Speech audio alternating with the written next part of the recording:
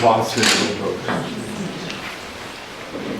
O Pai eterno e inefável, Deus infalível, Criador do Universo, das culminâncias do Teu reino, do trono do Teu poder, do alto do qual Teus olhos temíveis tudo descobrem, tudo veem. Abençoe Teus filhos com saúde, luz e justiça, que Tua é toda glória, por todo sempre, ó Pai. Agora, meus filhos, que ouvis falar de guerras, rumores de guerras, reino contra reino, nação contra nação, tempestades, terremotos, inundações, pestilências, fomes, conscientizai-vos, é apenas o princípio das dores que enunciei prenunciando o meu retorno. Eu sou o emissário do Pai, o Consolador. Voltei a este mundo para libertar o meu povo do jugo dos falsos religiosos, engodólogos, que se dizem teólogos, dos grilhões da idolatria, da fantasia e da mentira.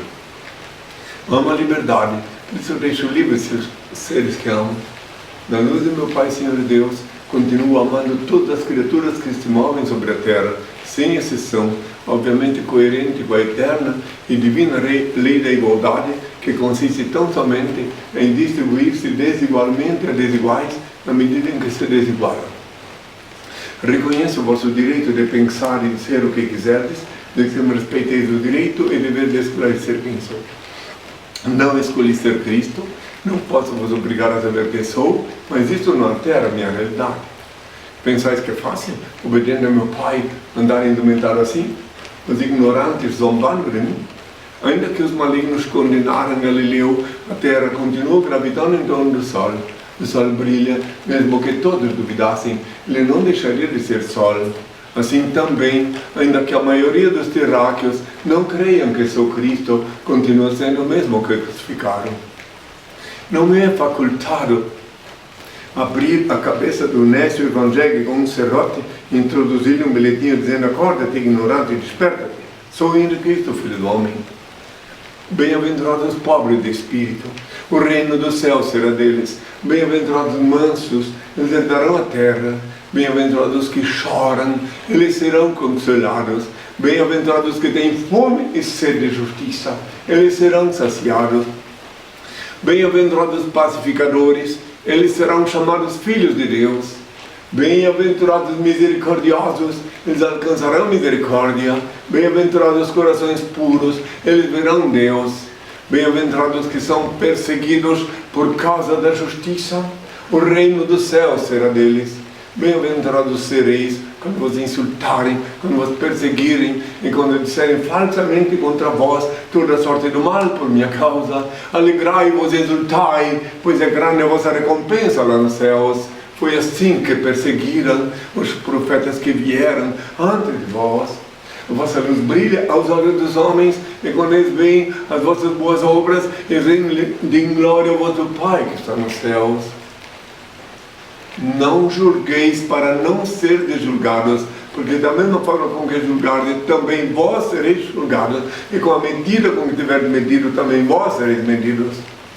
Peça e se vos dará, busque e encontrareis, bata e abrir-se-vos-á, porque todo aquele que pede recebe, que busca encontra, e que bate abrir-se-á. Tardas jamais são as dádivas celestes, haverá renovação na face da mãe terra. Que tenham todos a minha paz. Que fiquem à vontade, sejam bem-vindos, que venham as perguntas. Bom, primeiro, obrigado por me receber aqui, juntamente com a emissora de São Paulo Televisão. Bem-vindo. Sou catarinense também. Sim, muito bem. A gente fica até lisonjeado de estar diante do senhor aí. Primeira coisa que eu gostaria muito de saber, quando vai terminar a pandemia? Quanto à pandemia? Isso. Mas é o seguinte, a pandemia é algo que já foi anunciado, aliás, falei ainda há pouco, 2000 anos, que eu disse há pouco, então repito de novo para compreender melhor. Eu disse, quando me perguntaram quais são os sinais da tua volta, disse assim, quando ouves falar de guerras, rumores de guerras, reino contra reino, nação contra nação, tempestades, terremotos, inundações, pestilências, fomes, é apenas o princípio das dores. Então vereis o sinal do Filho do Homem. Hoje em dia, claro que poucos podem compreender, mas através da web, eu atravesso as fronteiras e podem ver assim, o sinal da minha volta na Terra. Agora é claro que cada um tem direito de pensar o que quiser, cada um raciocina, mas então quero deixar bem claro que essa pandemia está dentro, sim, enquadrada daquilo que já foi dito há 2000 anos. Queria dizer uma coisa para todos que me ouvem, já tenho dito várias vezes, repito de novo, que muito mais perigoso do que esse vírus, muito mais perigoso, muito mais letal, é o medo dele. Esse é muito mais perigoso. Já expliquei, vou explicar de novo por quê. Porque quando chega na hora, como eu vi esses 2 anos, né, que tudo que eu vi, conheço de perto pessoas que passaram, enfim, quando chega na hora do vamos ver, naquela hora, prestar bem atenção, que isso sirva para quem estiver me ouvindo, que chega naquela hora que tu precisa de um fio de vida para respirar. Eu sei de pessoas próximas de mim que passaram por esse processo e lembraram do que eu falei. É um fiozinho de vida para tu respirar, só que precisa aquela hora, aquele fiozinho de vida para respirar. E tu, naquela hora, o medo te mata. Vou explicar como. Aí tu ficas lembrando naquela hora daquele que a mídia sinistra mostrou para ti, mídia funerária, pessoas entrando na sepultura, centenas de sepulturas esperando por ti, ataúdes. Tu pensa naquele momento, é para lá que eu vou. Então, esta é a hora de pensar no Pai, no Criador Supremo, confiar nele e aproveitar o fiozinho de vida, porque se tu não aproveitar nesta hora, a tua mente bloqueia aquele fiozinho de vida e tu vais para lá onde estão mostrando a ti na vida.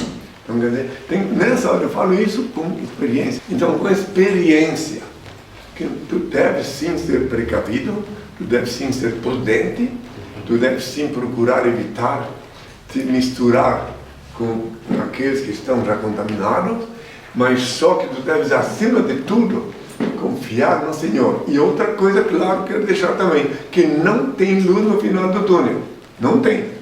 Se alguém quiser ver a luz, tem que olhar para o teto e pedir ao Pai, o infinito. Ele, só Ele pode proteger todos vós, mesmo os que tiveram Covid e os que ainda não tiveram. E se alguém se olvidar do Senhor nessas horas difíceis, fica desamparado.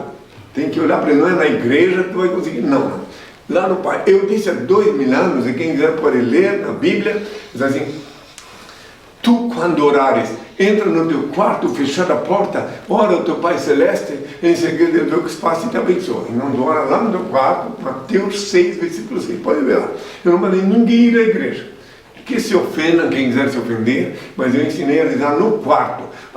Menos de 1% dos que se pensam cristãos levaram a sério o que eu falo. Menos de 1%.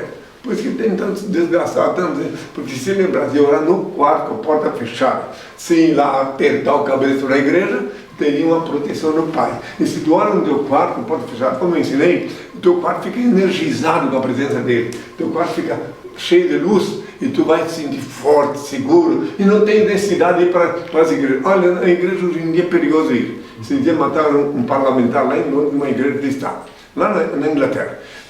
Na Coreia do Sul, dezenas de pessoas morreram porque foram para a igreja. E existem também milhares de pessoas cristãs, que se dizem cristãs, prisioneiros nos países comunistas, porque em vez de orar no quarto, a porta fechada, bem atenção, tu ora no quarto com a porta fechada, o dono do teu país, o comunista, ou seja lá quem for, ele não sabe que tu fala com Deus.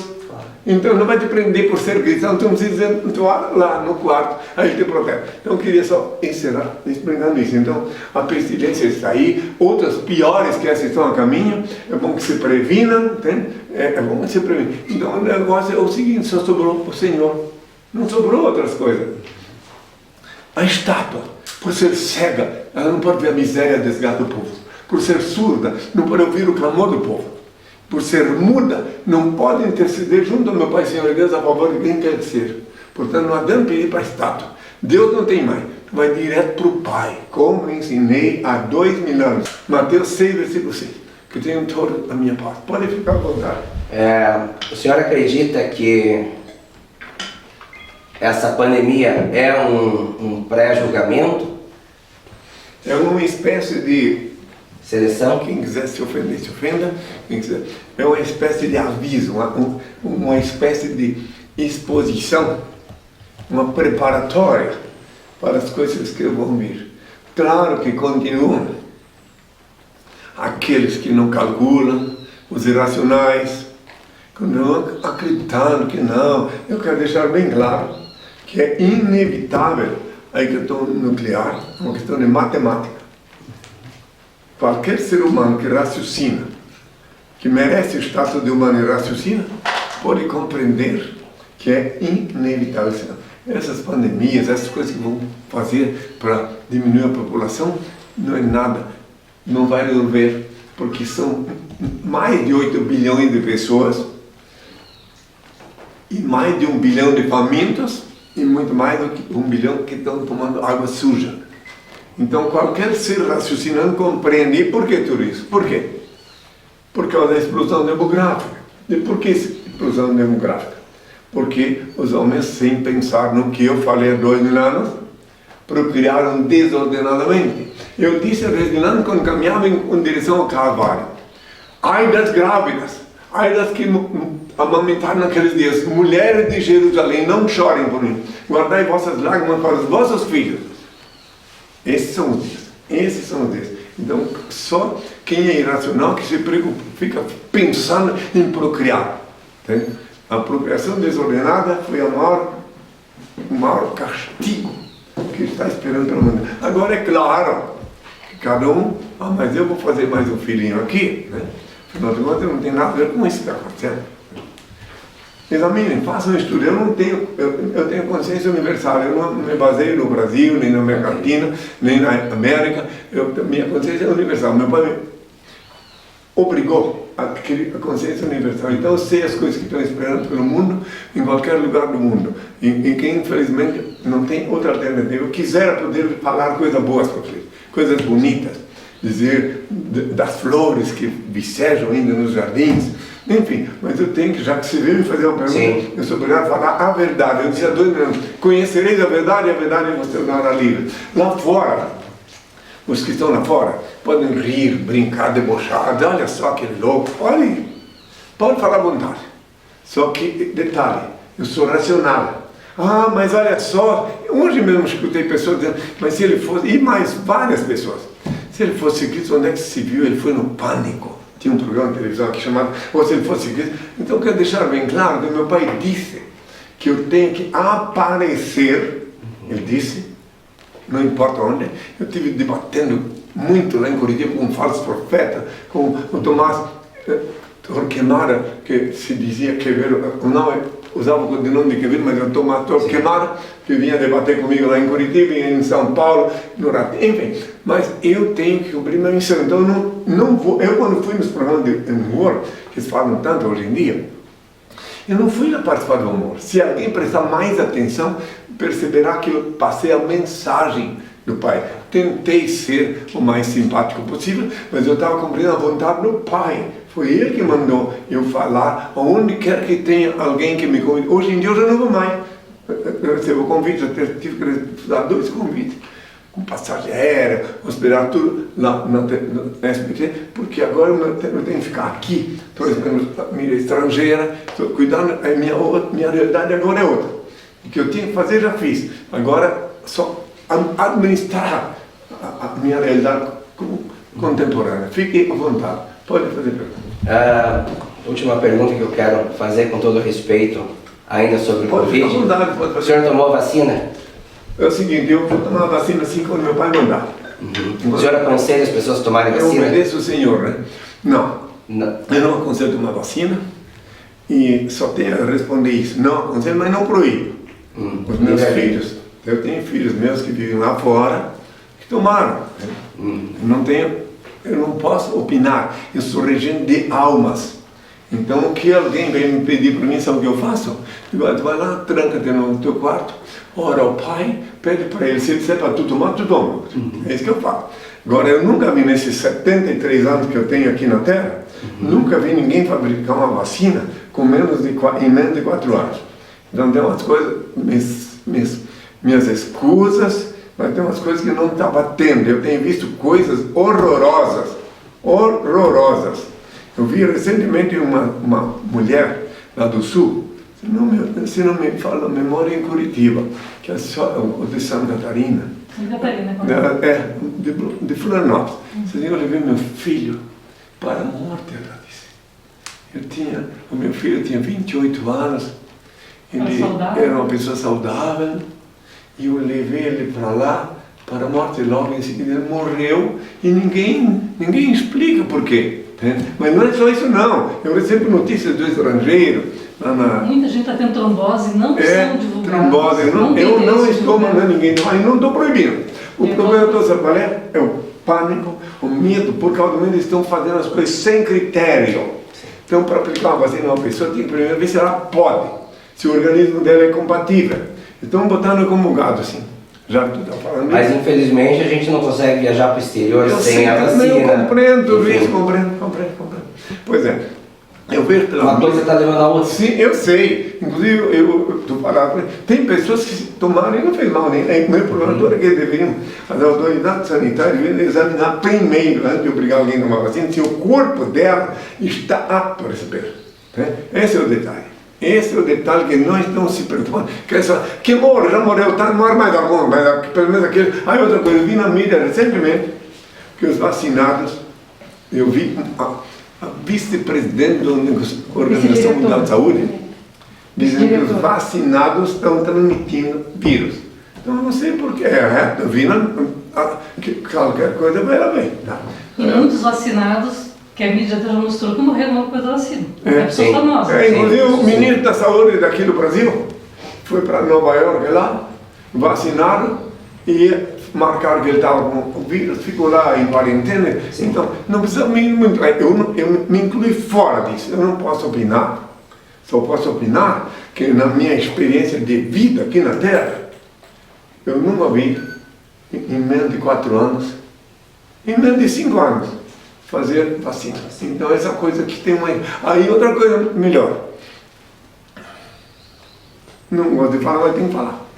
Se tu pega essa porcaria desse vírus, já tu me perguntou, divulgue se quiser, eu não tenho nada a ver com isso. Só estou respondendo para Ok, à vontade. Se tu pega esse vírus por um azar, por uma circunstância, tu pegasse ele, te cuida e trata de sarar. Mas, se tu não pegas, veja bem, tu vai inocular o vírus no teu corpo, com o pretexto de ser um antivírus. Então eu não tenho nada a ver, me inclui fora disto. Mas no meu cérebro que raciocina, eu vejo isso, eu sei, eu compreendo. Inclusive sou solidário com essas pessoas que estão ameaçadas de perder emprego, sou solidário com as pessoas que têm que, para viajar, passar por esse... Quem quiser se ofender, se ofenda. Para mim é irracional, obrigar. Aliás, essa Constituição do Brasil, onde foi parar? Quem é a Constituição do Brasil? Lá na Constituição está o teu direito de ir e vir, tá? Então tu é obrigado a ir tomar a vacina? Não existe isso. Pelo menos não na Constituição Federal do Brasil. Então, e assim também o país. Eu morei 7 meses na França, quando expus da Inglaterra. Naqueles tempos, a França era um país livre, sim. Eles respiravam liberdade. Lá se vangloriavam de ter até fraternité, liberté, igualité. E agora, quem não submeter a uma vacina não pode ter o passaporte e não pode entrar em... Eu não entendi o que fizeram da Constituição deles. Não entendi por que estão fazendo isso, na minha opinião. Eu, na minha condição, não sou religioso.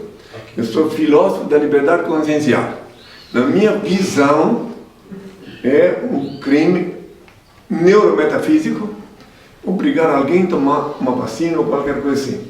Agora, é claro, cada um faz o que bem entender da sua vida, e inclusive o tempo dirá que o que eu estou falando é verdade, o tempo. E se a mídia fosse livre, detalhe, você não vai ver pela mídia tradicional Ninguém, essa mulher falando na mídia tradicional, numa TV, uma rede, ai, meu filho era um homem saudável, 28 anos, tinha formado assim, direito, se não me engano, era advogado, e eu fui levar ele para a morte, ela disse. Quem quiser pode achar na internet, está aí. Uma coisa que tem que se questionar também, porque todo e qualquer remédio em farmácia tem uma bula desse tamanho com todos os efeitos colaterais. Por que a vacina não tem nada? Não existe essas coisitas assim, uma bula para vacina. repito, não me inclui fora disso. Eu estou só respondendo perguntas que me fazem. E sendo meu direito constitucional, de acordo, até para eu encontrar aqui no Brasil, estou falando o que eu penso. Se outros pensam diferente, fiquem à vontade. Sim. Não sou contra ninguém, nem nada. Eu sou apenas obrigado a falar da parte do meu Pai, Senhor e Deus, a verdade. Se ele me disser essa noite mesmo que eu tenho que tomar vacina, amanhã eu saio correndo em busca da vacina. Porque eu obedeço o Senhor. Vai de jumenta. Eu vou de tudo, vou em busca da vacina, mas não tem, é Ele, em mim, quem manda é o Senhor, que tem todos a minha paz. Pode perguntar. Já vi algumas reportagens do senhor dizer que o senhor é um estrangeiro. Julgamos por aí que um ditado que diz que Deus é brasileiro. Por que o senhor reencarnou aqui? Em primeiro lugar, dizem que Deus é brasileiro, desde criança eu escutei falar isso, né? E o Papa argentino? Mas Deus é universal, isso é uma charada, uma metáfora. Deus é universal. É o Senhor, aliás, Deus é maior que o universo, vamos saber disso. Tá? Ele não tem mãe. Eu vou agora falar então sobre isto, para tu saber que Deus é o único ser incriado. Vai no dicionário ver o que é incriado, porque você não sabe. Único, eterno. Único ser digno de adoração e veneração. Um onipresente, onisciente, onipotente. Enfim, o único Senhor do universo. Então ele é maior que o universo, porque ele que criou. Ele é maior. Então ele dá vida para todo o universo. Me pergunto, tem vida no planeta? Tem, pois ele é onipresente. Agora, em se falando da onipresença de Deus, eu aproveito em ser para lhes dizer da gravidade das pessoas que traem Deus em busca dele. Em alguma igreja que dê. Então, essas pessoas que fazem isso não sabem da onipresença dele. Se ele é onipresente, ele vivifica cada célula do vosso corpo e cada partícula do vosso sangue. Onipresente. Então, tu não podes fugir dele nem quando cometes um delito. Ele vê. Não podes fugir dele quando pecas. Ele vê. Então, tu não pode fugir dele, não pode fugir, não te vê. Então, por que tu precisa de um charlatão, um malandro, um sem vergonha, para te tomar 10% do teu salário, para te religar com Deus? Religar vem do latim, religião, religare. Então, se tu não pode fugir dele, porque tu precisas de alguém para religar. Foi o que eu tentei explicar há 2000 anos, e por isso fui crucificado. Que eu deixei bem claro que era orar no quarto com a porta fechada. Isso gerou muito ódio, incluindo, acrescenta-se isso aos chicoteados do templo, ainda esparramar as moedas. Então, claro que o ódio se exacerbou, mas agora eu voltei aqui cumprindo o que eu prometi, a explicar de novo que Deus não tem mãe, ele é incriado, quer dizer, não tem mãe, é eterno. Então, vamos lá agora, se Deus tem mãe, e porque toda mãe tende a proteger os filhos, né? Então, se ele tem mãe, por que ele não protege as pessoas que estão padecendo aqui? Por quê? Que mãe é esta? Não, ele é onipresente. Mas Deus, se Deus existisse, então o caminhão não atropelava aquela criancinha lá. Deus existe, mas ele deu livre arbítrio para o homem. Então o motorista pode embriagar-se, e se não tiver embriagar-se, é um defeito mecânico, aquela criancinha não é tão criancinha assim, já era uma pessoa bem antiga, que noutra vida, noutra reencarnação, ela cometeu pecado e ali teve, cumprindo a lei do talião, uma vida por uma vida. Preste atenção, se um indivíduo mata 100 pessoas, depois a polícia ou alguém mata ele com bala, quem vai pagar as outras 99 pessoas se uma vida por uma vida? É a lei. Isso não é coisa da Bíblia, está na Bíblia, a lei é eterna. Um dia todos compreenderão isso, porque um dia Antes de partir daqui da terra, eu vou explicar tudo detalhado e minuciosamente e prestarão atenção. Daí pararão de ficar risadinha, torcer a cabeça para lá e para cá. Vão prestar atenção, meu pai disse. Daí compreenderão que a lei é eterna. Não precisa ter ninguém aqui para falar da lei, ela existe. Então alguém que cometeu um crime, um adultério, alguma coisa na vida passada, será julgado nessa vida. Serás punido. Aí, Okay. lá. E pós a punição, ele está perdoado do que ele fez? Hã? Pós a punição, limpou a ficha dele? Sim, da outra vida? punido. Então, por exemplo, se ele fez uma coisa mal no passado, e quando ele volta aqui, nasce do ventre de uma mulher, chora com criança, anda de 4. Todo mundo, que menino bonitinho, que menino. Só que ele tem aquela dívida, ele carrega. Daí quando chega na hora exata, que é a lei, porque a lei de Deus é perfeita, não, preste bem atenção. Se a lei de Deus não fosse perfeita, Deus não seria perfeito. E não seria Deus.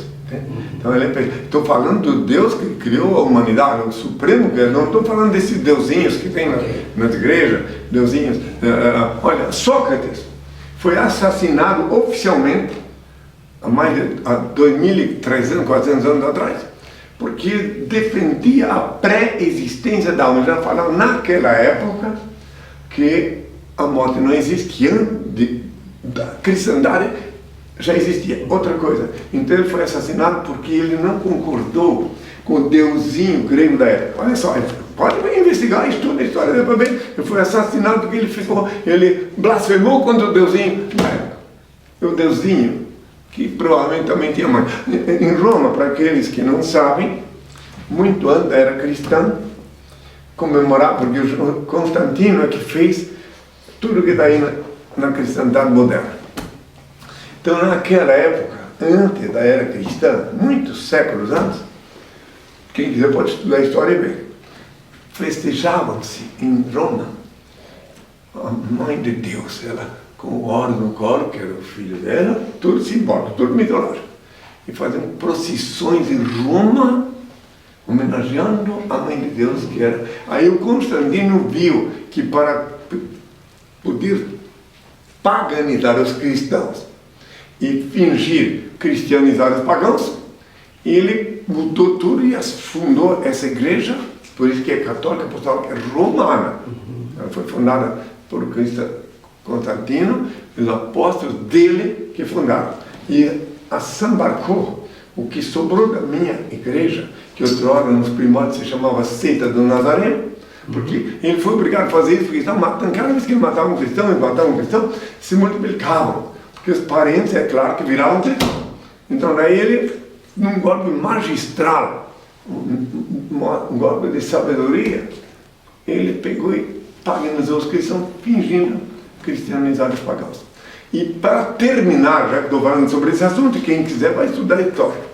Então, para terminar, no século VI, até o século VI, a reencarnação, a pré-existência da alma fazia parte da doutrina cristã, como eu mesmo dissera em outros tempos, antes da crucificação, que João Batista era o Elias. Como podia ser se não reencarnado, renascer?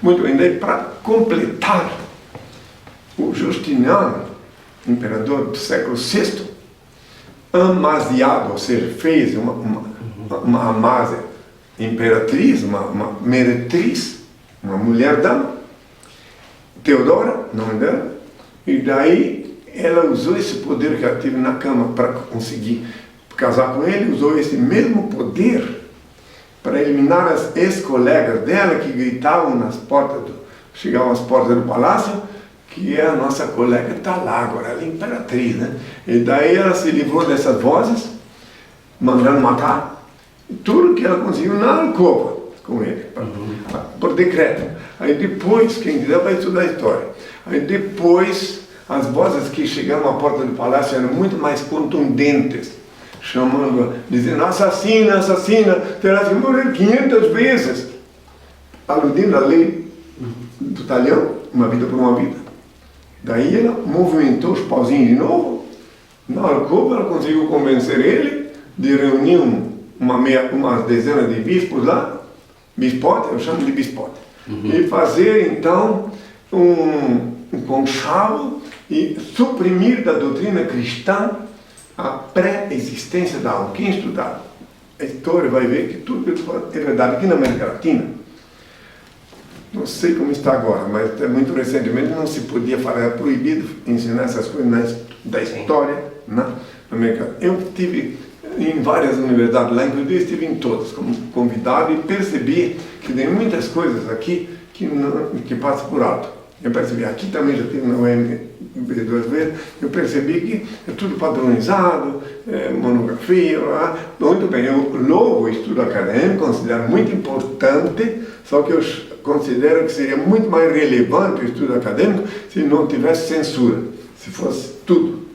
Como, aliás, pode ser que agora seja, porque faz anos que eu não lido, não tenho nenhuma verdade. Bom, então eu acho que o restante cada um raciocina, edita se quiser. Senhor, ele tinha perguntado por que o senhor nasceu no Brasil. Ah, é bom, mas ainda bem que tem aqui quem lê, porque o assunto é muito longo, né? Bom, primeiro, eu renasci, né, numa pequenina aldeia hoje, com as status de cidade, já tem até, enfim, uma cidade normal, lá no interior de Santa Catarina, em Indaial. Eu renasci, ainda nem fui lá, eu renasci no Matão, no Rio Morto, que é uma colônia de Indaial. E por acaso, já que eu paguei com meu sangue na cruz o preço do meu nome Ingrid, na cidade que eu nasci, a primeira sílaba tem o meu nome e a segunda, o nome de Indaial, e a segunda sílaba de Rio Morto, Ingrid, está lá, para quem quiser entender. Muitas pessoas param para pensar. Muito eu voltando. Então, Santa Catarina, que há que se estudar, etimologia, história. Santa Catarina, ela não era santa, disse o Senhor. Catarina, disse o Senhor, que quer dizer pura. Vai se estudar. Santa, disse o Senhor, ninguém é obrigado a crer, porque é lá que ele escolheu como bênção para renascer o filho dele. Quem quiser crer, creia. Não tem nada a ver com isso. Só estou explicando, já que me perguntam. Então, o Brasil, por que no Brasil? Porque o Brasil é o novo mundo. E o Brasil, a terra de Santa Cruz é o Brasil, e o Brasil é o novo mundo, e é no novo mundo que está previsto que eu voltaria. Então, faz parte do novo mundo Brasil. Porque novo por quê? Porque nos tempos que eu estava, há 2000 anos, isso aqui existia, mas não tinha sido descoberto. Então, isso aqui era bem natural. Certamente, muito mais saudável, muito mais bonito do que agora. Certamente, na minha opinião. Minha opinião de naturista, né?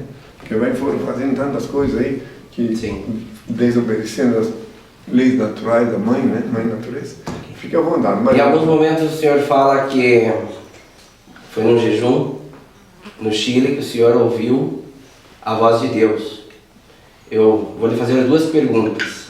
Como é a voz de Deus e se qualquer um de nós pode ouvir a voz de Deus? Primeiro, a voz de Deus é inefável.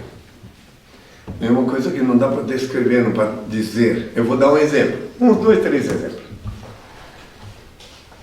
Quando ainda jovem, na minha infância, eu era acordado na cala da noite, as paredes do quarto que eu dormia desapareciam, eu via os retratos do que está para acontecer com a humanidade, aí nuclear, seres gemendo, rastejando sobre seus próprios membros, uma coisa louca. Mas dali eu ouvia e eu via que ele disse para mim que eu não podia falar para ninguém.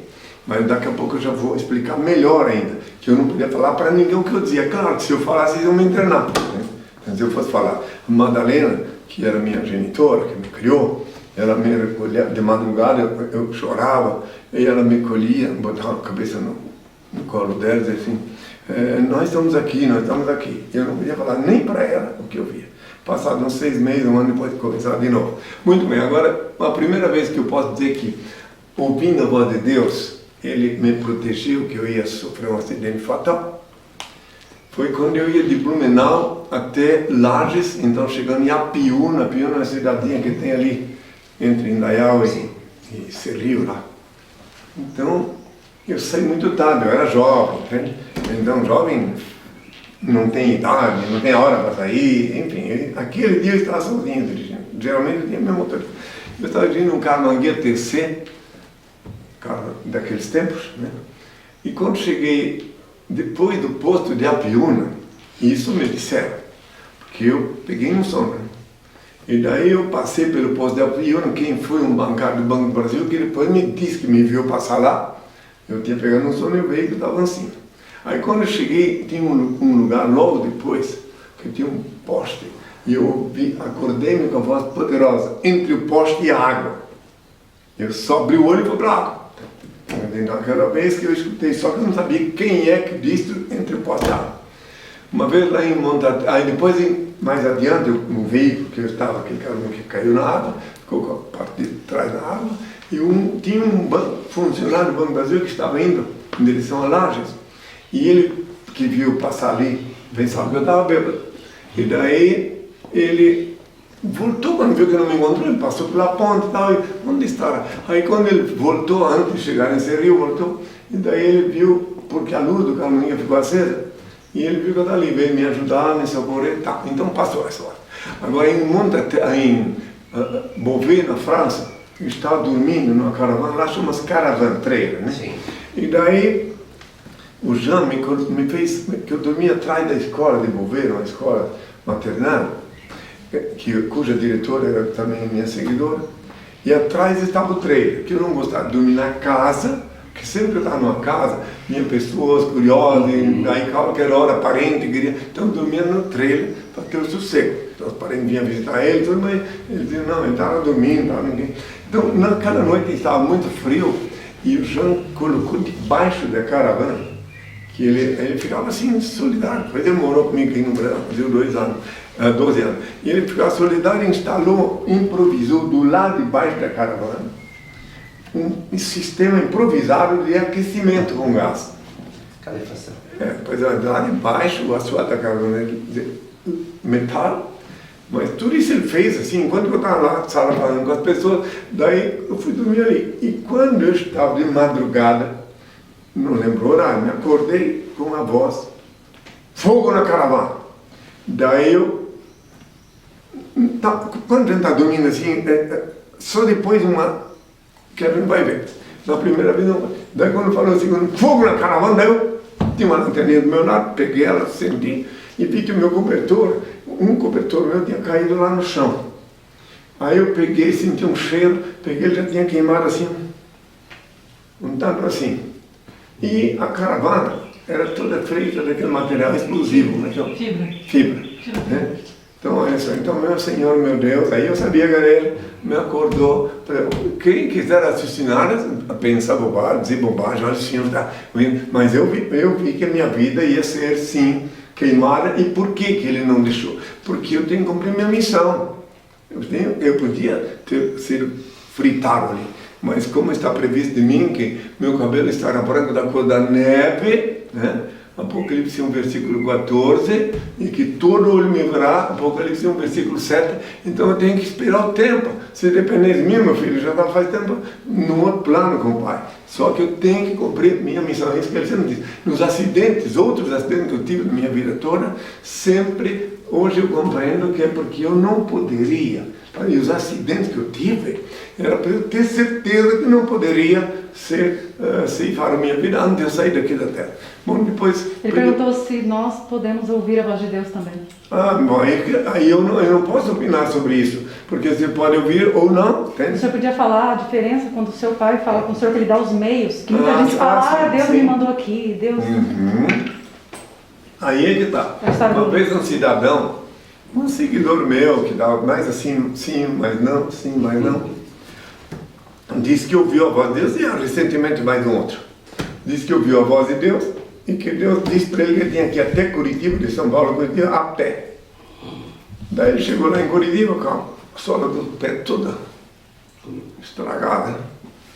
E inclusive dei hospedagem para ele, o governante, que agora não está aqui, está cuidando lá, ela que ainda ajudou a arrumar a sola do pé dele. E daí eu disse para ele, da parte do Senhor, que quando Deus te manda fazer uma coisa, Ele te dá os meios. Entendeu isso?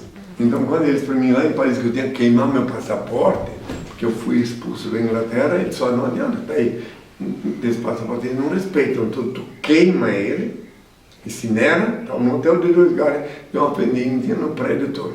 Porque depois eu te dou um passaporte com o teu nome, que pagasse com o teu sangue, era como escrito. Aí, esse sim, todos respeitaram. Aí, passados anos, passei aqui, vim para cá como uma padre, passei aqui no Brasil 10 anos, um processo de falsidade biológica na Justiça Federal, até que, finalmente, no ano 2000, dia 24 do ano 2000, de outubro, as autoridades judiciárias reconheceram oficialmente meu nome no passaporte Henrique Cristo.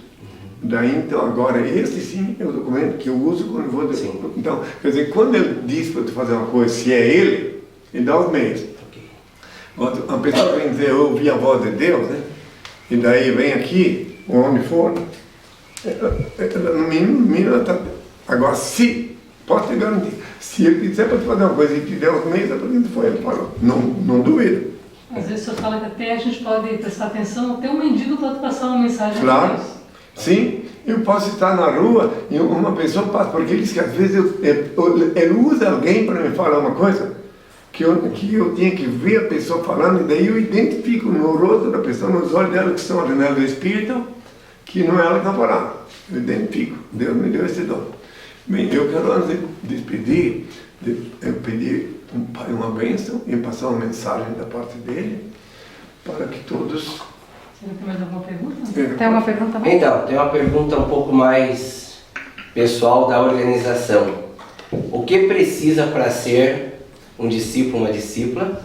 E se uma pessoa que às vezes já é casada, que já tem outra vida, ou enfim, viveu a parte mundana, é aceito? Como que funciona isso? Porque a gente escuta muito falar dos discípulos, cria-se muita lenda em cima disso, mas ninguém pergunta do funcionamento de vocês, como é que funciona, cara? Perfeita pergunta.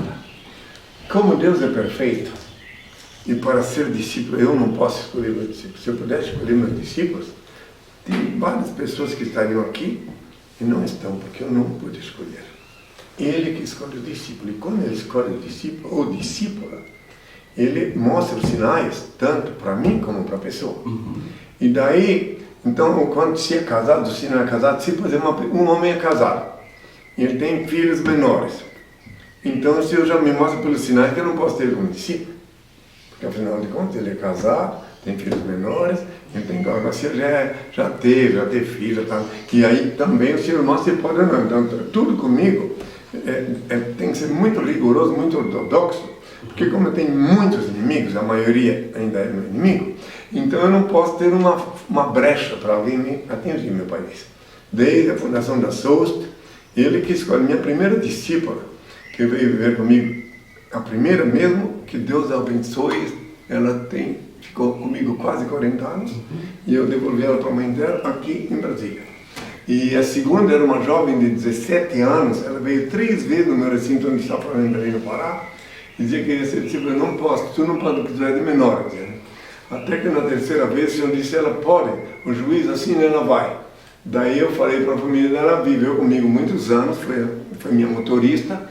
Aí tem a parábola do filme também, para quem quiser ler, onde meu pai explicou porque os que não ficam, está lá na parábola do filme. Ela ficou comigo 20 anos mais ou menos, né? E agora é professora lá em Curitiba, tem a vida dela, Deus me mostrou que tinha um motivo. Quê? Ah, pela 12. A 12? Pois é. Então meu pai disse que então, eu não posso escolher. E não poderei jamais escolher meus seguidores, meus discípulos. Por exemplo, uma pessoa pode dizer, quantos me mandam mensagem, eu quero ir morar contigo aí. E eu não posso, porque eu obedeço ao Senhor. Então a primeira coisa que a pessoa tem que fazer para vir viver aqui, para falar comigo, para ter parte comigo, a primeira coisa, ela tem que passar pela porta estreita. A porta estreita que eu falei há 2000 anos é, primeiro de tudo, conhecer toda a minha literatura, minha história. Segundo, ela tem que receber de Deus a revelação da minha identidade, porque ela pode gostar de mim, me achar simpático. Hoje mesmo vi um cidadão, já teve aqui me entrevistando, que ele contou que gosta de mim, que blá blá blá, mas só que ele não sabe, mas que mesmo assim não sabendo, ele continua gostando de mim. E mesmo que ele dissesse que sabe, eu sei que não sabe, porque eu vejo, quando a pessoa vem falar comigo, meu pai me mostra. Enfim, é uma complicação muito grande. Tem pessoa, teve aspirante, tem o neófito, tem o neófitos, e tem aspirantes, e tem o discípulo. Teve pessoas que viveram comigo aqui, depois saíram, depois voltaram, de acordo com a conduta, que quando sabe quem eu sou. Claro, eu tenho um filho lá, eu tenho um filho do coração, um engenheiro francês que mora em Lisboa. Ele é daqui. Eu sempre digo, tu quiser, tua casa é aqui. Só que ele mora lá. Ele disse, um dia tive uma... Enfim, ele que escreveu uma verdadeira enciclopédia, porque tem uma montoeira de mentiras lá. E ele que escreveu, então, com todos os dados sobre mim. Ele que participou da minha... Para eu vir para cá, ele ajudou a comprar isso aqui, onde eu vim. Enfim, cada um é cada um, né? Então, daí, não é eu que escolho. Eu, se pudesse escolher discípulo, por exemplo, minha primeira discípula, a mais velha, que era que Deus a tem. Eu não ia escolher ela como discípula. Ela me seguia lá em Belém. Tinha uma série de fatores para não escolher. Tinha uma família ela tinha 54 anos, ela tinha uma família muito cheia de problemas. E um dia eu estava na casa da Elvira, uma mulher lá em Belém, hospedada, querendo me refugiar de tantas pessoas que me assediavam, precisava um pouco de descanso. E daí eu estava lá na casa dela, pedi para ela que não me incomodasse, o marido dela concordou, enfim, que ninguém me viesse no meu aluno, que eu precisava descansar. Nisso, tinha um programa de televisão lá em Belém do Pará, chamado do Eloy de Santos, Eloy de Santos é o dono do programa, que é especialista em entrevista. Veio me procurar lá onde eu estava antes, albergado, de onde eu saí para não ser molestado, na Mucajá 366, na casa do Haroldo Pina. Aí ele disse, eu não estava lá. Daí então, muito bem. Mas eles pegaram ela que estava hospedada lá. Ela é uma marketing, uma profissional de marketing, estava hospedada, pegaram ela para dar entrevista. Daí, só para tu ter uma ideia, já que me fiz essa pergunta, uma pessoa que eu não queria como discípula a seguir, eu explicarei por quê. Daí eles levaram ela para dar entrevista. E eu, no meu turno, estava lá descansando. Eu precisava. Eu andava escondido numa Brasília, não me deixavam mais em paz. Logo em seguida eu fui para Belém. Todo mundo, depois que trouxeram o paralítico lá na TV Guarda, tentando me desmascarar. E ele andou, daí todo mundo começou a ficar, não porque me amasse, nem porque soubesse quem sou, daí ficou meio doido. Daí então, muito bem, para finalizar, aí a Elvira ousou bater na minha porta e disse, senhor, olha cá, o senhor tem que ver a Guilmar, ela não dá cigarro, Guilmar, ela está dando uma entrevista incrível, o senhor precisa ver e tal. Daí eu fui, eu vi na televisão na sala, ela estava falando, a hora que eu cheguei lá, o Eloy Santos disse para ela assim, eu nunca esqueço desse momento, disse assim, mas e a senhora, como é que fica? E se ele não é Cristo, como é que a senhora fica na sociedade? Católica, fervorosa, ia na missa todo mundo.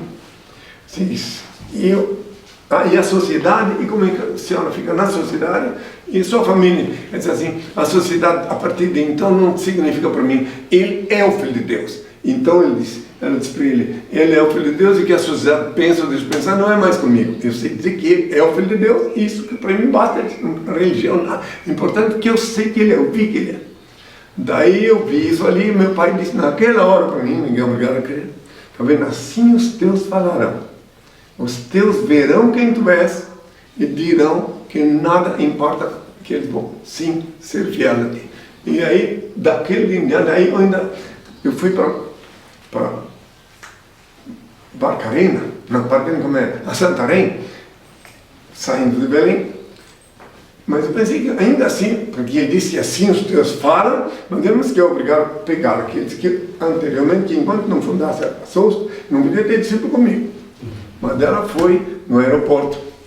Teve uma atitude que até hoje, eu lembro como é que foi, que ela dá uma impressão aos olhos de quem, porque muita gente tem o costume, naquela época, eu estava com 33 anos, quando fundei a SOS, tinha o costume de se inclinar e até beijar os meus pés. E eu me senti mal, até eu digo, poxa, agora todo mundo, ela fica, né? Eu achava que era um gesto de fanático. Daí ela insistiu no aeroporto ainda que eu anotasse o telefone dela. Eu disse, olha, minha filha, eu não vou anotar o teu telefone. Mas se o meu pai quiser, que ela morava no Rio de Janeiro, meu pai era marqueteira, estava fazendo lá um trabalho, e ele me disse para chegar no teu estado. Daí fui para Manaus. Quando terminei de falar ao povo na Praça da Polícia, de repente fui para o hotel, quando vi ela estava lá, ela e a irmã dela, que ela era de lá, até então não tinha entrado em detalhe. E daí, de Manaus, da Amazônia. Daí ela já se encarregou, olha, o hotel já arrumou para pagar o meu hotel, tudo assim, e já ficou por lá, já, porque ela era independente, ela tinha uma graduação na empresa em que ela trabalhava, que ela era autônoma. E daí ela já ficou lá, já tinha viajado em muitos países, esteve até lá onde eu nasci há 2 anos, antes de me conhecer. Bom, resumo, para tu te entender que aí que o senhor disse que eu ia ter que enfrentar uma barra muito pesada, uma encrenca muito grande para os parentes, que estavam tudo no Rio de Janeiro, ela era uma espécie de líder deles. E daí tentaram internar ela, tudo, mas o senhor protegeu ela e ela ficou, venceu toda a batalha e se tornou minha primeira discípula, né? Pudesse até mostrar uma foto para ele, não tem aí, eu tenho uma foto tão bonita. Tu me mandou uma foto tão bonita aquela vez para mim. Daí, então, só para ver, então eu não escolhi, não podia escolher. Por outro lado, tem um discípulo, eu queria que fosse meu discípulo, Pio Varela. Depende de mim, ele era meu discípulo. Foi preso comigo em Belém e tudo. Meu pai disse que não podia, né? Que ele tinha, vamos usar uma linguagem bem chula, o rabo preso com a família. Pronto. Então não podia. Licença. Quanto tempo ela ficou aqui? Aqui, comigo. Porque eu já tive Quanto tempo? Ela viveu 85 anos, 87 anos, 87 quando ela partiu, e ela veio comigo com 34. 54. O senhor sabe quando o senhor vai partir? Claro que sim. Quando eu comprei Está pronto para isso? Mas vocês que creem na morte, ficam assim, né? Pai, a gente tem medo. Mas acontece o seguinte, que para quem crê na morte, tem medo. Mas eu não tenho medo, porque eu sei que a morte não existe. Eu sei. Deus me revelou. Acha que a gente não deve temer a morte? Eu vou ter, mas claro que não. E quem teme a morte pode viajar mais antes do tempo. É muito perigoso crer na morte. Então, se deixar ela de lado, pode viver mais tempo. Eu disse há 2000 anos, quem vai lá ver na Bíblia está escrito, que quem crê em mim, ainda que estiver morto, viverá. Por que eu disse isso? Porque quem crê em mim, eu ensino a lei de Deus e mostro que a morte não existe. O corpo, sim, que é um veículo cela, ele tem que chegar à hora certa e voltar para a mãe terra. Ninguém vai para o céu de carnes. O espírito não morre. Tu me envolve, tu me induz, me inspira a dizer uma coisa muito chocante sobre uma pessoa que não acreditou na morte. É uma coisa muito chocante. Se você estudar a história de Sócrates, tu vais ver que coisa chocante. Sócrates foi o único grego que na hora de tomar cicuta, tomar o veneno, não xingou o verdugo, não falou nada com ele. O verdugo ficou simpatizando com ele até o fim, instruiu ele, falou até como é que as pernas dele iam começar a sentir a hora da partida. Nota bem, ele tinha certeza que não ia morrer. Na última hora ainda disse para um amigo, olha, agora eu lembrei que eu fiquei devendo um galo por fulano, você paga por mim. Né? Então, se a gente analisar bem friamente os últimos momentos de Sócrates, é muito lindo de ver, para quem era cristão.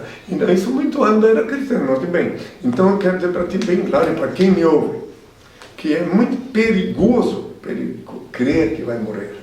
O corpo, reitero uma vez mais, o veículo cela, é o teu veículo, com qual tu andas é uma cela, porque aqui tu fica preso durante o dia. De noite tu sai um pouco, um sonho, mas depois tu tem que voltar, fica ligado por um fio sutil. E se esse fio arrebenta? E se esse fio arrebentar? Se arrebenta, daí chegou a hora do passamento. E já ouviu falar em sono dos justos? Sim. Os justos, por que sono dos justos? Eles vão dormir e não se acordam. Não tem dor, não tem purgatório. E essa é a morte que todo mundo quer. Entendeu? É o sono do justo. Então ele vai dormir e não se acorda. Então, mas daí para não ter medo tem que ter consciência da reencarnação. Se vai desencarnar agora, mais tarde é um outro. Então seria um erro essas pessoas que se preparam e já vão fazer túmulo, já compram um caixão antes. Então já estão preparando. Aí elas começam a olhar. A primeira coisa que acontece com um homem ou mulher, quando ele atinge uma certa idade, por exemplo, eu não aceito o status de idoso, de velho, né? Eu não sou, eu sou ancião, eu sou o mais antigo dos habitantes da Terra.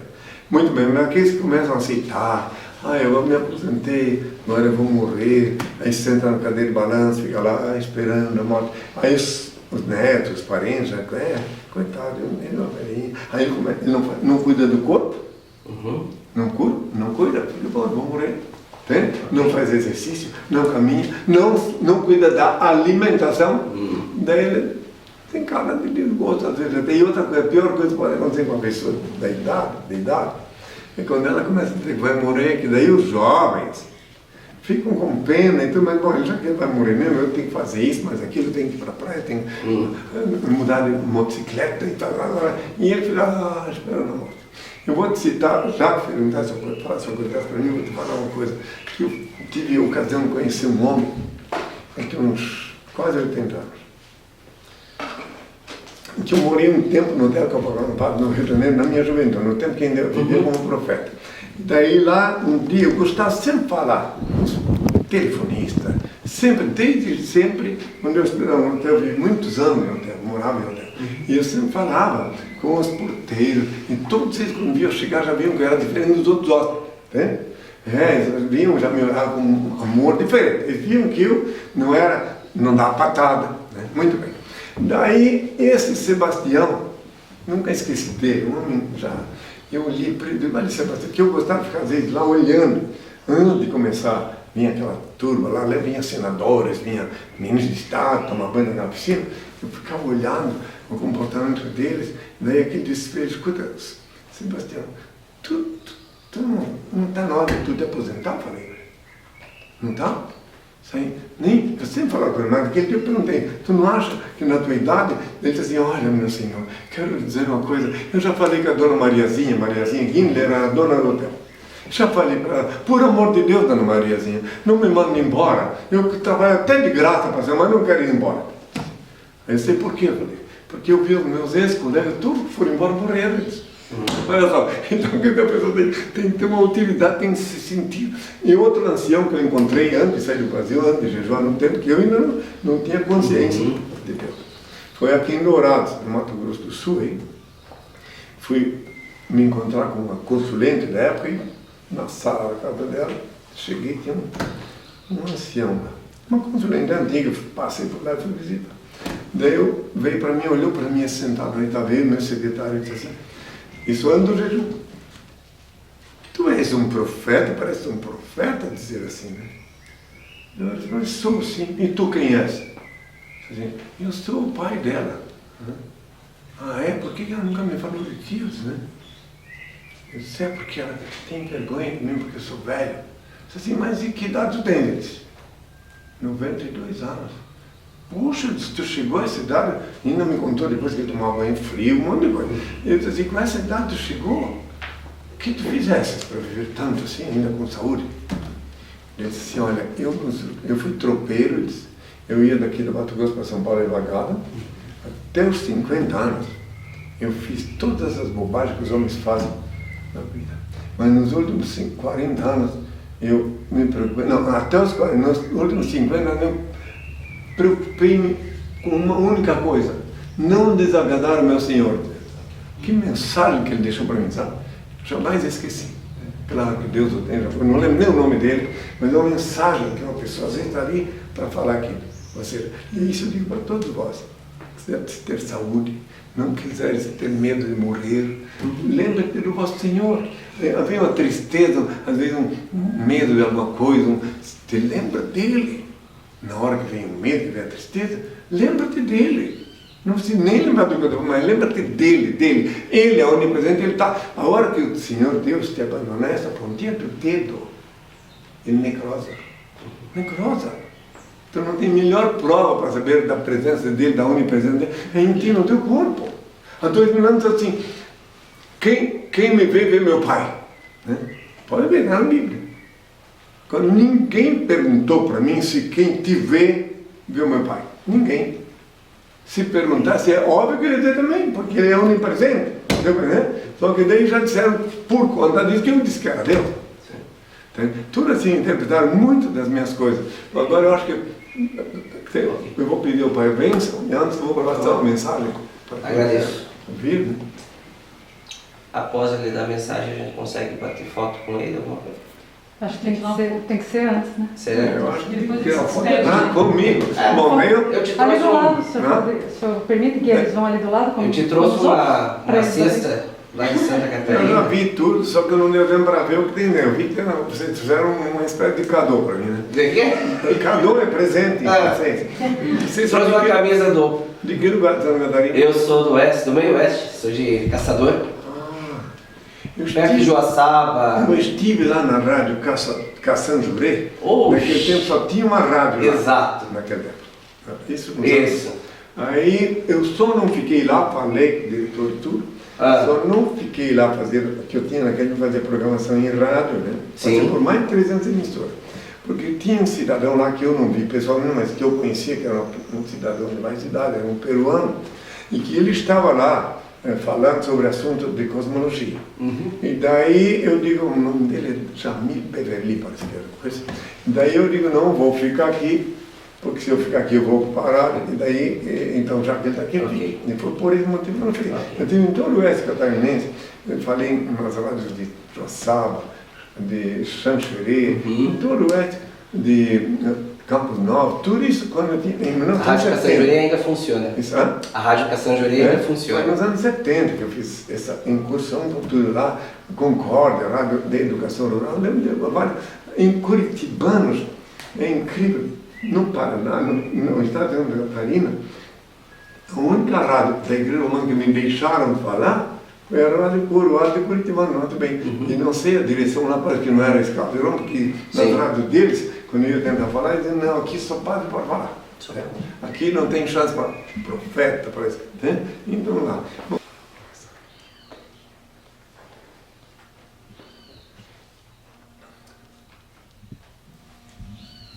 quando nas horas de íntimo desgosto, o desalento te invadir a alma e as lágrimas se aflorarem aos olhos, busca-me. Eu sou aquele que sabe sufocar o pranto e estancar as lágrimas. Quando te julgares incompreendido pelos que te circundam e vires que em torno a indiferença recrudesce, acerca-te de mim. Eu sou a luz sobre cujos raios se aclaram a pureza de tuas intenções e a nobreza dos teus sentimentos. Quando se te extinguir o ânimo para arrastar as vicissitudes da vida e te achares na iminência de desfalecer, chama-me. Eu dou a força capaz de remover as pedras dos caminhos e sobrepor-te às adversidades do mundo. Quando inclementes te açoitarem no vendaval da sorte e já não souberes onde reclinar a cabeça, corre para junto de mim. Eu sou o refúgio em cujo seio encontrarás guarida para o teu corpo e tranquilidade para o teu espírito. Quando te faltar a calma nos momentos de maior aflição e te julgares incapaz de conservar a serenidade de espírito, invoca-me. Eu sou a paciência que te faz vencer os transes mais dolorosos e triunfar nas situações mais difíceis. Quando te debateres nos paroxismos da dor e tiveres a alma ulcerada pelos abrolhos dos caminhos, grita por mim. Eu sou o bálsamo que cicatriza as chagas e te minora os padecimentos. Quando o mundo te iludir com suas promessas falazes e perceberes que já ninguém pode inspirar-te confiança, venha a mim. Quando enfim quiseres saber quem sou, pergunta ao riacho que murmura, ao pássaro que canta, à flor que desabrocha, à estrela que cintila, ao moço que espera, ao velho que recorda. Eu sou a dinâmica da vida, a harmonia da natureza. Chama-me amor, o remédio para todos os males que te atormentam, ó Espírito. Estende-me, pois, tua mão, ó alma, filha da minha alma, e eu te conduzirei numa sequência de êxtases e deslumbramentos às serenas mansões do infinito, sob a luz brilhante da eternidade. Eu sou o alfa e o ômega, o começo e o fim, a estrela resplandecente da manhã. Meu Pai e eu somos uma só coisa. Eu sou a luz do mundo, a verdade e a vida. Eu sou o caminho, ninguém vê meu Pai senão por mim. Antes de ser crucificado, eu disse, pela minha voz, meu irmão me reconhecerá. Voltei como havia prometido, para iluminar a humanidade e instituir na terra o reino de meu Pai, Senhor e Deus, formalizado pela SUS. Eu, primogênito, reencarnei, renasci Noé, Abraão, Moisés, David, etc. Depois Jesus e agora Henry. INRI é meu novo nome. INRI é o nome que eu paguei com meu sangue na cruz. INRI. INRI, o nome que Pilatos escreveu acima da minha cabeça quando eu agonizava na cruz, quando cuspiam no meu rosto, quando me ultrajavam, quando se cumpriam as Escrituras.